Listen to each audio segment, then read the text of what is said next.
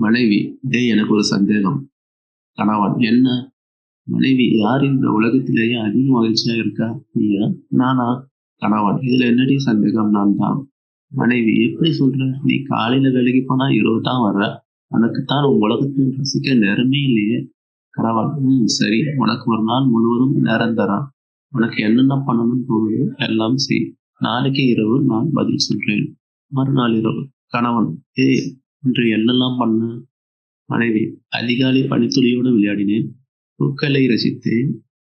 கோவிலுக்கு போனேன். அப்பா, அம்மா, நண்பர்களோடு பேசினேன். நமது கல்யாண ஆல்பம் பார்த்தேன்.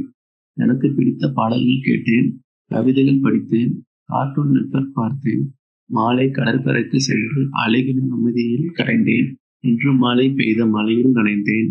நீ வர நேரமானதால் மொட்டை மாடியில் பௌர்ணமியில் நிலவின் அழகையும் ரசித்தேன்.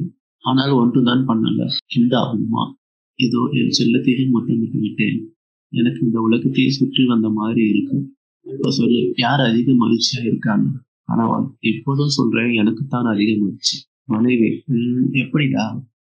கணவன், அட முட்டாள், உலகத்தையே பலமுறை சுற்றி அதில் உள்ள அனைத்து அழகான பூக்களிலிருந்து தேனையும் சேகரித்து என் இதழில் வந்து சிந்திவிட வண்ணத்துப் பூச்சி போல என் தோள்களில் சாய்ந்து நீ கொடுத்த ஒரு முத்தத்தில் அடைந்து விட்டேன் உன்னை விட 100 மடங்கு மகிழ்ச்சியை. நல்ல வேளை, ஒருவன் வாழ்வில் இவ்வளவு மகிழ்ச்சி தான் இருக்க வேண்டும் என்று மறைமுறை கடவுள் விதிக்கவில்லை. இல்லையெனில் நீ முத்தமிட்ட நொடியில் சென்றிருப்பேன் நரகத்திற்கு.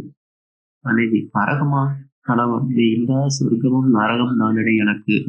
உனக்கு இந்த உலகத்தையே சுற்றி வந்த மாதிரி இருந்தது என்று சொன்னாய். எனக்கு இந்த உலகமே என்னை சுற்றி வந்து முத்தமிட்ட மாதிரி இருந்தது.